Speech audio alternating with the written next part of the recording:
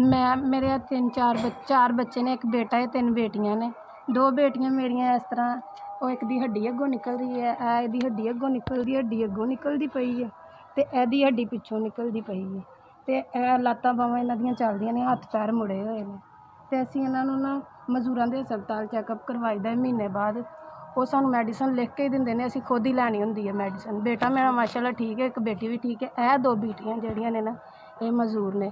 Polio ਇਹਨਾਂ ਨੂੰ ਨਾ ਇੰਜੈਕਸ਼ਨ ਵੀ ਪੂਰੇ ਲਗਵਾਏ ਨੇ, ਕਾਰਡ ਵੀ ਸਾਡੇ ਕੋਲ ਹੈ। ਕਤਰੇ ਵੀ ਇਹਨਾਂ ਨੂੰ ਹਰ ਦਫਾ ਲਾਜ਼ਮੀ ਪਿਲਾਈਦੇ ਨੇ, ਦੂਸਰਿਆਂ ਬੱਚਿਆਂ ਨੂੰ ਵੀ ਪਿਲਾਈਦੇ ਨੇ, ਲੇਕਿਨ ਇਹ ਫਿਰ ਵੀ ਦੋਨੇ ਇਸ ਤਰ੍ਹਾਂ ਹੀ ਨੇ। ਭਾਈ ਮੇਰੇ ਮੀਆਂ ਜਿਹੜੇ ਨੇ ਨਾ, ਉਹ ਟਿੱਕੀਆਂ ਪਕੌੜੀਆਂ ਦਾ ਕੰਮ ਕਰਦੇ ਰੇਹੜੀ 'ਤੇ, ਉਹ ਵੀ ਤੁਰ ਫਿਰ ਕੇ ਸੇਲ ਕਰਦੇ ਨੇ। ਅਤੇ ਸਾਡੇ ਹਾਲਾਤ ਇੰਝ ਦੇ ਨੇ ਕਿ ਅਸੀਂ ਇਹਨਾਂ ਦੀਆਂ ਦਵਾਈਆਂ ਪੂਰੀਆਂ ਨਹੀਂ ਕਰ ਸਕਦੇ, ਲੇਕਿਨ ਫਿਰ ਵੀ ਅਸੀਂ ਇਹਨਾਂ ਦੀਆਂ ਦਵਾਈਆਂ ਪੂਰੀਆਂ ਕਰਦੇ ਪਏ ਕਿ ਮਜਬੂਰੀ ਹੈ ਸਾਡੀ, ਬੱਚਿਆਂ ਦੀਆਂ ਦਵਾਈਆਂ ਤਾਂ ਪੂਰੀਆਂ ਕਰਨੀਆਂ। ਅਤੇ ਹਾਲਾਤ ਹੀ ਇੰਝ ਦੇ ਨੇ, ਮਹਿੰਗਾਈ ਇੰਨੀ ਹੈ ਕਿ ਬਿੱਲ ਹੀ ਨਹੀਂ ਪੂਰੇ ਹੁੰਦੇ ਹੈ, ਪਰ ਫਿਰ ਵੀ ਅਸੀਂ ਗੁਜ਼ਾਰਾ ਕਰ ਰਹੇ ਹਾਂ ਆਪਣਾ।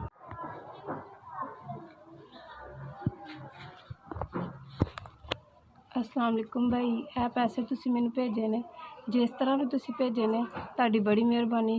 ਜਿਸ ਨੇ ਵੀ ਭੇਜੇ ਨੇ, ਅੱਲਾਹ ਤਾਲਾ ਉਹਨਾਂ ਨੂੰ ਹੋਰ ਦੇ, ਜ਼ਿਆਦਾ ਦੇ, ਅੱਲਾਹ ਤਾਲਾ ਉਹਨਾਂ ਦੀ ਕਮਾਈ ਦੇ ਵਿੱਚ ਬਰਕਤ ਪਾਏ। ਆ ਭਾਈ ਤੁਹਾਡੀ ਤਰਫੋਂ 7000 ਰੁਪਇਆ ਮਿਲਿਆ ਨੇ, ਇਹ ਮੈਂ ਪੈਸੇ 7000 ਰੁਪਇਆ ਇਹਨਾਂ ਬੱਚਿਆਂ 'ਤੇ ਇਸਤੇਮਾਲ ਕਰਾਂਗੀ, ਇਹਨਾਂ ਨੂੰ ਦਵਾਈ ਦਾਰੂ ਕਰਾਂਗੀ, ਇਹਨਾਂ ਦਾ ਰਸ ਰੋਟੀ ਜੋ ਵੀ ਇਹ ਚੀਜ਼ ਖਾਂਦੇ ਨੇ ਮੈਂ ਇਹਨਾਂ ਨੂੰ ਦੋਨਾਂ ਨੂੰ ਚੀਜ਼ ਲਿਆ ਕੇ ਦਾਂਗੀ। ਜਿਹੜੀ ਵੀ ਚੀਜ਼ ਇਹ ਖਾਂਦੇ ਨੇ ਇਹਨਾਂ ਦੇ ਪੈਂਪ ਜਿਸ ਵੀ ਕਿਸੇ ਨੇ ਸਾਡੇ ਵਾਸਤੇ ਸਾਡੀ ਇਮਦਾਦ ਕੀਤੀ, ਸਾਨੂੰ ਪੈਸੇ ਦਿੱਤੇ ਨੇ, ਅੱਲਾਹ ਤਾਲਾ ਉਹਨਾਂ ਨੂੰ ਖੁਸ਼ ਰੱਖੇ, ਉਹਨਾਂ ਦੇ ਬੱਚਿਆਂ ਨੂੰ ਖੁਸ਼ ਰੱਖੇ, ਅੱਲਾਹ ਤਾਲਾ ਉਹਨਾਂ ਨੂੰ ਸਦਾ ਸੁਖੀ ਰੱਖੇ ਆਪਣੇ ਘਰ ਦੇ ਵਿੱਚ। ਅੱਲਾਹ ਤਾਲਾ ਉਹਨਾਂ ਨੂੰ ਆਪਣੇ ਘਰ ਸਕੂਨ ਦੇ, ਸਿਹਤ ਦੇ, ਤੰਦਰੁਸਤੀ ਦੇ, ਅੱਲਾਹ ਤਾਲਾ ਉਹਨਾਂ ਨੂੰ ਖੁਸ਼ ਰੱਖੇ ਬਸ ਆਪਣੇ ਘਰ।